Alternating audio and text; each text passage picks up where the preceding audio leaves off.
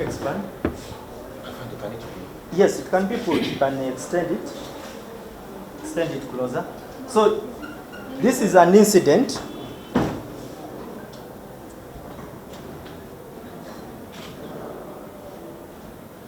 Incidents of stone throwing. Now, nobody captures that. That is what precisely nobody wants to talk about. They want police to keep quiet and swallow the accusations. Now, we are saying no. No amount of blackmail will allow us and push us into a corner to ignore incidents and tendencies. Is that all?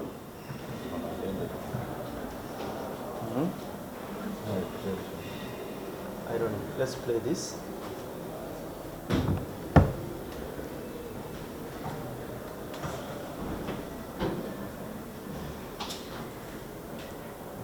This is another incident in Chenjojo, Fort Poto, and Bundibujo.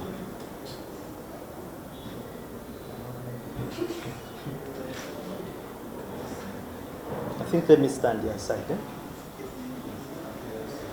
The way traffic regulations are violated has become an issue of concern and discomfort to the Uganda police. People sit on rooftops, people drive recklessly, and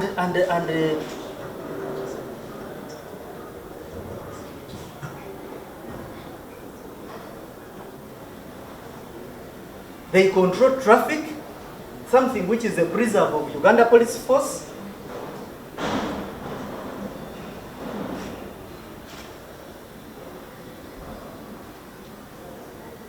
They have virtually pushed us to a corner where they want to take over traffic police. Now that we cannot tolerate. We can't.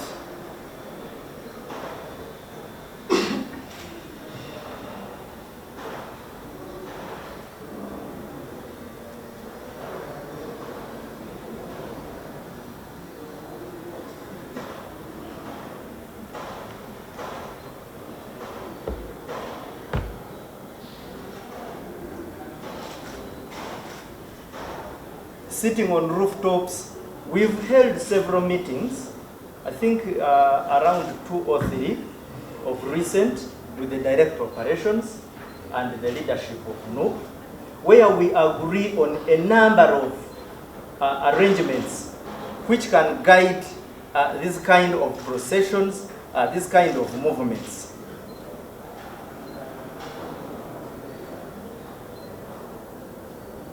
I think you need to play a video. Let me remind you.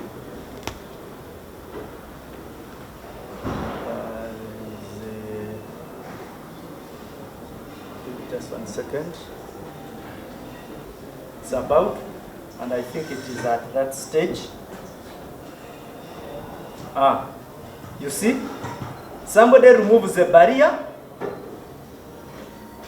What do you want us to do, surely? Surely, what do you want us to do with those kind of human beings? So, as long as there is going to be orchestrated hooliganism, there is certainly going to be a situation. It is not good. We condemn it and we implore persons engaged in this kind of behavior to restrain themselves, to rethink. It takes two to tango. You need a non-violent force. You need a force which respects the rights of citizens. You really need to engage in a behavior that does not provoke.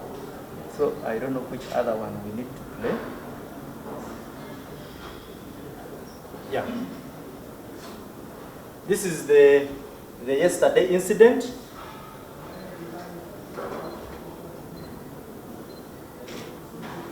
Now, in situations of this kind, anything is possible.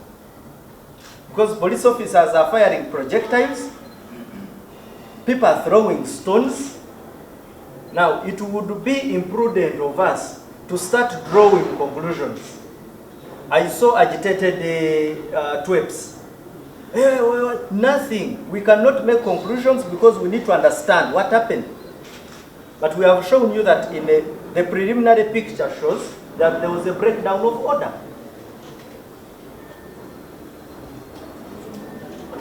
There are more soldiers manage traffic. Who ordained them that power, nobody knows. What we only wake up to as police is to find people who have assumed our responsibilities.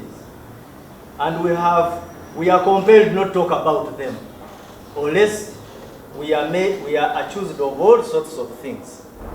So, why am I showing you these videos? These videos are a depiction of a breakdown in communication, a breakdown in a relationship, which now culminates into situations which are undesirable. How can this be solved? We need to sit and all have stake in public order. Is there any, just in case? I think this is a similar one I've shown you.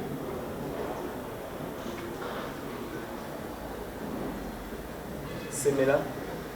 Okay, I think we can have those. Repeat for us the first one. Is that the one? Yes.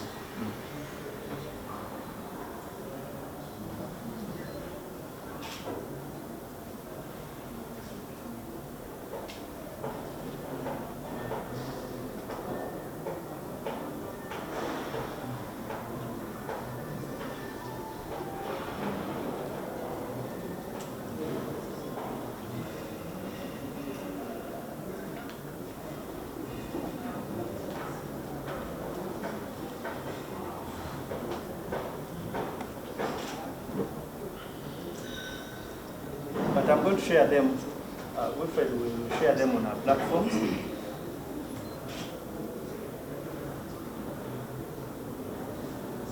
The way traffic regulations are violated has become an issue of concern and discomfort to the Uganda police.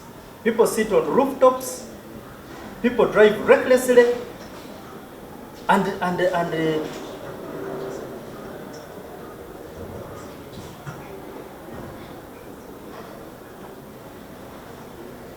they control traffic, something which is a preserve of Uganda Police Force.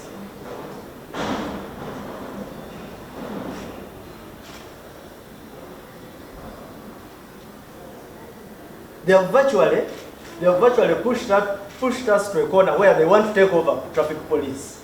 Now that we cannot tolerate. We can't.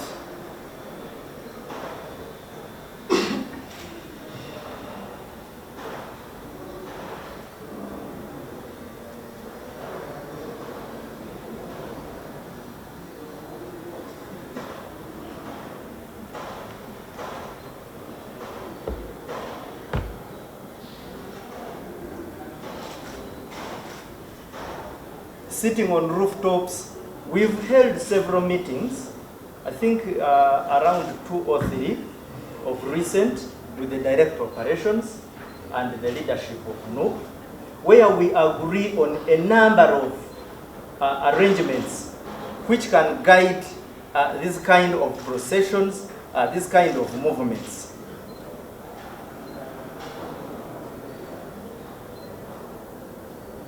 I think you need to play a video. Then you mind.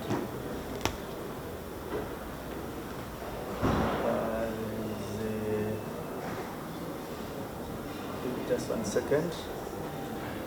The level and extent of disruption of traffic.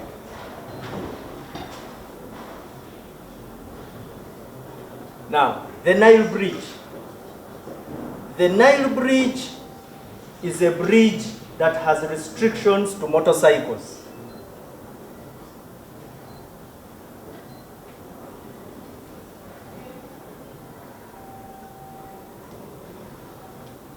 You look at the way traffic is disrupted. Now, all this can be solved through an engagement and planning. I want you to look at this footage.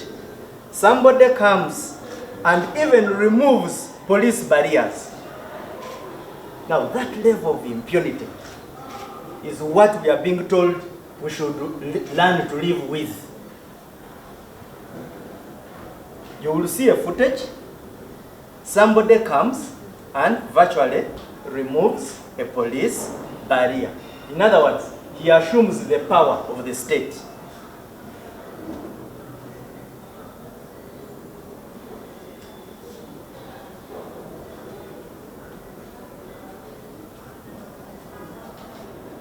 Joe wabaddewo embeera Bulindo mu Kira division. Omwami Kyagulanyi yabadde ava mu maka ga lawyer omu we bayita John Musisi, George Musisi. Era omukolo gwabadde ewa omwami Musisi gwawedde bulungi. Obuzibu we bwajjidde bwe bavudde mu maka group ya Kyagulanyi ne Kyagulanyi bayingidde batandise procession bwe negenda paka mu Bulindo mu town. Kati police negezaako okubaziiza oba okugezaako okubalemesa okugenda mu procession eyo. Wakati awo we wabeereddewo obuzibu nti of course waliwo videos nyingi eziraga nti Kyagulanyi alagibwa nga ali kumpi n'emmotoka ye ne wabaawo nga ekikakika ate n'alabika nga n'okugwagwa wansi. Ffe nga police tuli kitongole ekiri professional. Ffe abakulira omulimu ogw'okunoonyereza tetuyinza kuvaayo ne tutandika kugamba ggwanga nti kino kye kyabaddewo. Tulina okufuna amazima agamu galina n'okuva mu basawo. Bwe bali abadde esasi tuba twetaaga tutegeere mundu ki, bwe bali abadde kanisita ya tiyagasi tutegeere kanisita ki, bwe waliwo obuzibu obulala obwabaddewo nabwo tukutegeere. So ne tugamba nti ekyabaddewo kyonna tujja kunoonyereza. Ensonga endala gye twagala okwogerako is that tulina okwemulugumya nga police ku ba politicians, especially ba politicians abe mulabye be tubadde tubalaga ku lutimbe wano. Ekintu ekikwatagana n'obutagoberera mateeka, butagoberera biragiro byaffe, butakwatagana naffe mu kulaba nti tutambuza wamu ebintu ebikwatagana n'okuyita mu nguudo, okukozesa enguudo za omuli abantu n'emirimu egiba gitambuzibwa, nti kireetawo obuzibu. Ate eneeyisa eyo mu kaseera kangi ebadde ereetawo akakuubagano wakati wa poliisi ne ba politicians abo. Kati ekizibu bwe tutandika okwesika n'okulwana, ebivaamu usually tebiba birungi. Osanga kati nga kati mwami Kyagulanyi yafunye obuvune, abapoliisi 3 bafunye obuvune, emmotoka za poliisi 2 bazikubye. Now si bwe twali yagadde ebintu bitambule, kye tusaba kyokka kiri kimu: kukwatagana bulungi, kuteekawo mbeera nga buli muntu agoberera kyalina okugoberera. Wano twali tufunyeko meetings. Ndoza wemberedde wano nga PRO, ndoza enfunda nga 2 nga nupu meeting Uganda Police, nga tugezaako okulaga ki ekyetaagisa okulaba nti ensonga tuzitambuza bulungi. So nze message yange eri nti 1, tuvumirira eneeyisa eno gye mulabye ku lutimbe.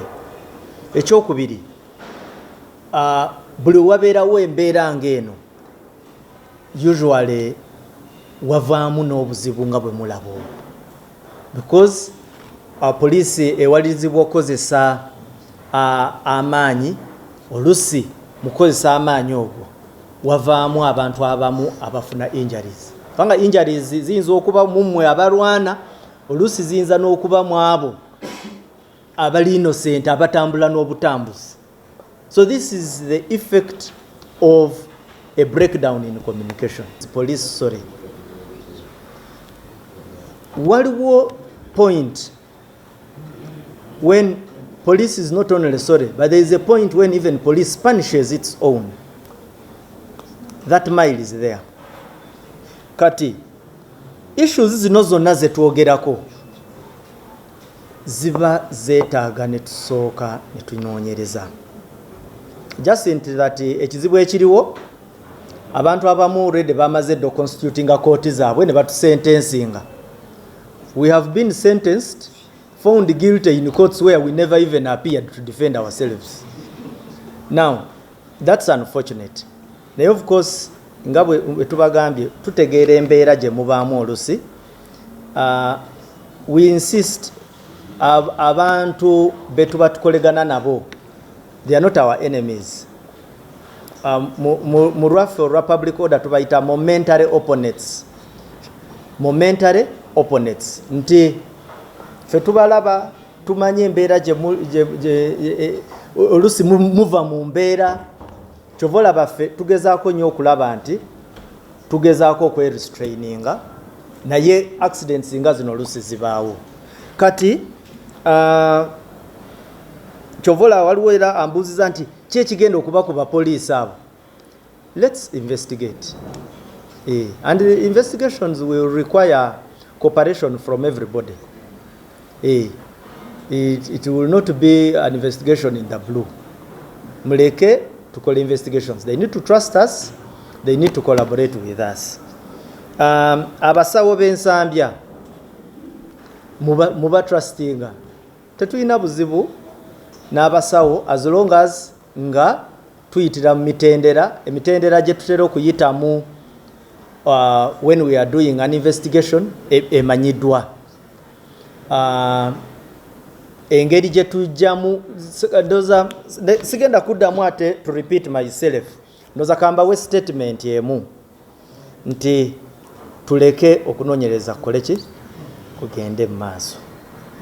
What I would like to say, akatambi akali ku social media akalaga nga nkogeddeko ne ngamba nti akatambi twakalabye era ne bwe tuba tugenda kola investigations obutambi ng'obwo nabwo butuyamba mu kunoonyereza.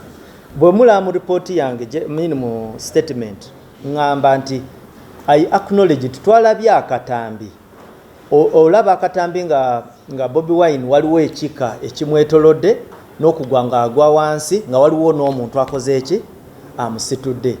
Naye kiba kizibu nnyo for an officer of my level okujja ogamba nti akatambi ke nalabidde mu ssimu eyo kanista eyo gundi no. Era statement yange mwagirabye ya yesterday yagambye nti tuyina versions bbiri, emu egamba bweti endala egamba bweti, naye ekigenda okutwawula kunoonyereza. We were not conclusive on any allegation because we know an allegation can come out and give you totally different results. That's all. Deployment yaffe ku Nsambya Hospital. Yes, sometimes we anticipate there can be situations, but I have not got entirely the final briefing on, but the generic position is that that deployment is just to keep law and order and to prevent a potential breakdown of order. Usually bwemberedde DPC ne RPC sijjukirangako kutunulira kiwundu kya muntu nempa opinion ewa ng'emaze okutunulira ekiwundu eba ya musawo. Opinion omusawo omupoliisi atuyamba okukebera ebintu ebikwatagana neki ne injuries omusawo atuyamba olusi oyinza okujja ne bagamba nti omanyi ono kati nga for example abasibe abakola emisango egyesuseemu katono tubatwala waliwo police form gye tuyita PF24 ey'okukebera ki obwongo. Nze ne bwe nkulaba nga nkulabira ddala nti olabika ddala oli zolo siyinza concludinga nti oba zolo until omusawo ng'akoze that final recommendation. Emundu ne bwe mba mbadde nsula naawe mu kisenge nga emundu mmanyi nti yo ng'era ye yakozesebwa mu kukola ki a ballistic or a forensic input eyina okubaamu. Kyentegeeza nti a professional officer nganzi must give way for other professionals